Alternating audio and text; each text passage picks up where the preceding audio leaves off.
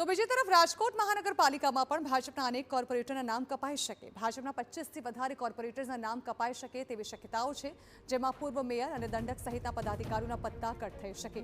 બાંધકામ વિવાદના કારણે પૂર્વ મેયર નયના પેઢડિયાની ટિકિટ કપાઈ શકે છે. ભાનુ બાબરિયા, હિરેન ખીમાણીયાની ટિકિટ કપાઈ શકે. મનીષ રાડિયા, દર્શિતા શાહ, બાબુ ઉદરેજાની ટિકિટ કપાઈ શકે. તો વજી કોલતર, નેહલ શુક્લ, જીતુ કોટડિયાના પત્તા કટ થઈ શકે. નરેન્દ્રસિંહ વાઘેલા, જયા ડાંગર, વિનુ ઘવાની કપાઈ શકે છે ટિકિટ. તો આ ઉપરાંત હાર્દિક ગોહિલ, દેવાંગ માકડ, પુષ્કર પટેલ, નરેન્દ્ર ડવ, દર્શના પંડ્યા સહિતના કોર્પોરેટરે ચૂંટણી નહીં લડવાની જાહેરાત કરી છે. તો રાજકોટ મહાનગરપાલિકામાં કેટલાક ચહેરા રિપીટ પણ થઈ શકે છે, જેમાં 7 જેટલા કોર્પોરેટરની ફરી ટિકિટ મળે તેવી શક્યતા છે, જેમાં નરેન્દ્રસિંહ જાડેજા, જયબીન ઠાકર રિપીટ થઈ શકે છે. દિલીપ લુણાગરિયા, પ્રદીપ ડવને ભાજપ ફરી ટિકિટ આપી શકે છે. કેતન સુરેજા, નિલેશ ચલુ, અલ્પેશ મોરજિયા થઈ શકે છે રિપીટ.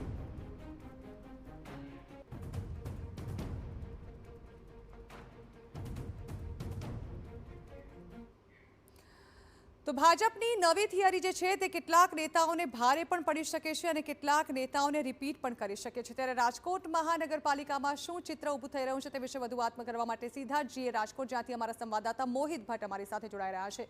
મોહિત, શું લાગી રહ્યું છે? રાજકારણનું, સ્થાનિક સ્વરાજનું રાજકારણ શું કહી રહ્યું છે? કોની કોની ટિકિટ કપાવવાની સંભાવના જોવાઈ રહી છે? કયા નેતાઓના નામ થઈ શકે છે રિપીટ?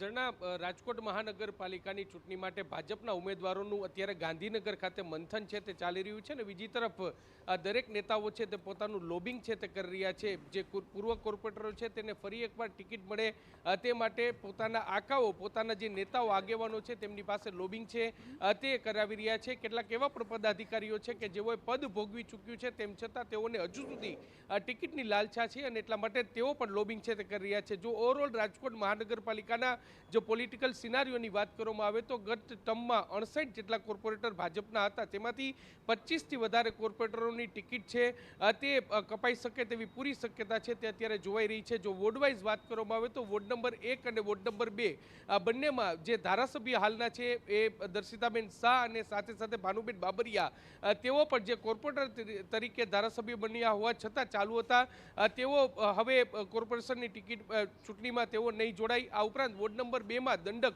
મનીષ રાડિયા છે તેમનું પણ પત્તું છે તે કપાઈ શકે છે, કારણ કે ભારતીય જનતા પાર્ટી દ્વારા જે ઉમેદવારોને લઈને જે માપદંડ નક્કી કરવામાં આવ્યા છે તેમાં 60 વર્ષથી ઉપર તેમની ઉંમર થાય છે, એટલા માટે જ તેમનું પત્તું છે તે કપાઈ શકે છે. હિરેન ખીમાણીયા કે જે યુવા ચહેરો છે, પરંતુ તાજેતરમાં જ તેમની એક જે નનામો પત્ર છે તે વાયરલ થયો હતો, અને જે પ્રકારે અનામતનું રોટેશન જાહેર કરવામાં આવ્યું છે તેના કારણે તેનું પત્તું છે તે પણ કપાઈ શકે છે, જે વોર્ડ નંબર 1માં કોર્પોરેટર હતા. આ ઉપરાંત જે વોર્ડ નંબર 3ની વાત કરવામાં આવે તો તેમાં બાબુ ઉદરેજા છે, તેમનું પણ રોટેશનના કારણે તેમનું પણ પત્તું કપાઈ શકે છે. આ ઉપરાંત તેમની સ્થાનિક સ્તરે જે નિષ્ક્રિયતા છે તે જરૂરથી ઉડીને આંખ વળગે તે પ્રકારની સામે આવી હતી. વોર્ડ નંબર જો જે રાજકોટના પૂર્વ મેયરની વાત કરવામાં આવે તો નયના પેઢડિયા છે કે નયના પેઢડિયા છે તેમનો સરકારી જમીન પર જે બાંધકામનો વિવાદ સામે આવ્યો હતો. આ ઉપરાંત જે મહાકુંભમાં તેમના દ્વારા જે કાર કોર્પોરેશનને લઈ જવામાં આવી અને જેને લઈને પણ વિવાદ છે તે સામે આવ્યો હતો. 2.5 વર્ષની ટર્મમાં તેમની સામે અનેક વિવાદો છે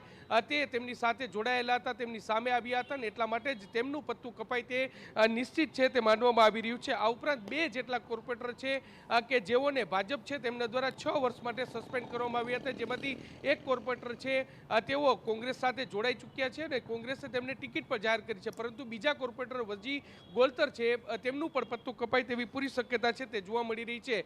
જીતુ કોટડિયા કે જે વોર્ડ નંબર 9ના કોર્પોરેટર છે અને તેમને જે અનામત રોટેશન છે તેમાં જે પ્રકારે રોટેશનને કારણે તેનું પત્તું છે તે કપાઈ શકે છે. આ ઉપરાંત આ વિસ્તારના જે સિનિયર આગેવાન પુષ્કર પટેલ છે તેમને પહેલેથી જ ચૂંટણી લડવાની ના પાડી છે, એટલા માટે તે પણ હવે આ ટિકિટની રેસમાં નથી. વોર્ડ નંબર 10માં નરેન્દ્રસિંહ વાઘેલા છે, તેમને પોતે દાવેદારી તો કરી છે, પરંતુ જે 3 વર્ષનો નિયમ છે, જે માપદંડ છે તે ભાજપ દ્વારા નક્કી કરવામાં આવ્યું તેના કારણે તેનું પત્તું છે તે પણ કપાઈ શકે છે. વોર્ડ નંબર 13ની વાત કરવામાં આવે તો જયાબેન ડાંગર, કારણ કે ડાંગર પરિવાર છે તે વર્ષોથી આ વિસ્તારમાં જે કોર્પોરેટર પદે છે અને એટલા માટે જ જે જયાબેન ડાંગર અને સાથે સાથે તેમના પરિવારની જો 3 વર્ષનો ક્રાઇટેરિયા નક્કી કરવામાં આવ્યો છે તે લાગુ કરે તો તેમનું પત્તું છે તે પણ કપાઈ શકે છે. નીતિન રામાણી છે તે જે કોર્પોરેટર પદે છે, પરંતુ જે પ્રકારે એક એવી પણ વાત સામે આવી હતી કે કોંગ્રેસમાંથી આવેલા કોઈ પણ નેતા હોય તો તેમને સીધી ટિકિટ ન આપવી, પરંતુ તેના બદલે જૂના કાર્યકર્તાને ટિકિટ આપવામાં આવે અને જો આ ક્રાઇટેરિયા નક્કી થાય તો નીતિન રામાણી છે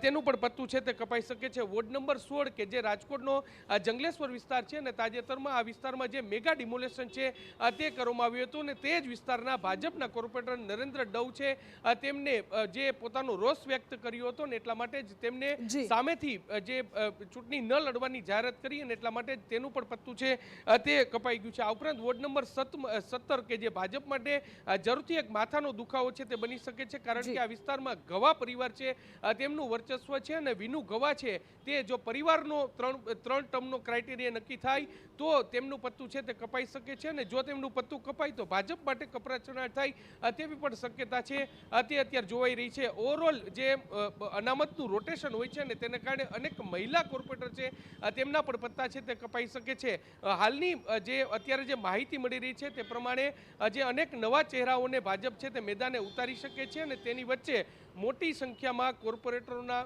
જે પત્તા કપાઈ તેવી અત્યારે શક્યતા છે તે જોવાઈ રહી છે. હવે કયા કોર્પોરેટર એવા છે કે જેમના નામ છે તે નિશ્ચિત માનવામાં આવી રહ્યા છે અથવા તો તેમની પ્રબળ શક્યતા છે?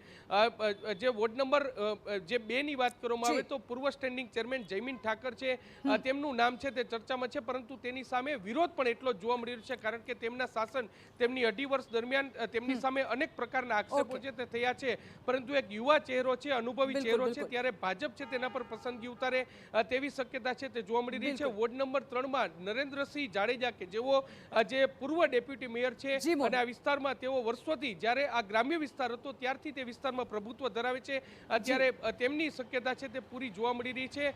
નિલેશ જલુ કે જે ભાજપના ધારાસભ્ય ઉદય કાનગડ છે તેમના પરિવારમાંથી આવે છે, ત્યારે તેમની પણ ટિકિટ છે તે નિશ્ચિત માનવામાં આવી છે. આ ઉપરાંત જે અન્ય નામોની ચર્ચા કરવામાં આવે તો પ્રદીપ ડવ કે જે એક યુવા આઇકોન છે અને પૂર્વ મેયર પણ છે અને સાથે સાથે વિસ્તારમાં સારી પકડ ધરાવે છે, ત્યારે તેમનું નામ છે તે પણ આવી શકે છે. આ ઉપરાંત ચેતન સુરેજા છે તેમનું પણ નામ છે તે લગભગ નિશ્ચિત માનવામાં આવ્યું છે, પરંતુ ભાજપ છે તે અંતિમ ઘડી સુધી સસ્પેન્સ રાખવા માટે જાણીતું છે અને નવા નામો દેવા માટે ખુલશે અને કયા નામ પર મોહર મારવામાં આવે છે અને કયા માઇનસ કરવામાં આવે છે તે હવે થોડાક સમયમાં ખબર પડી જશે. આભાર.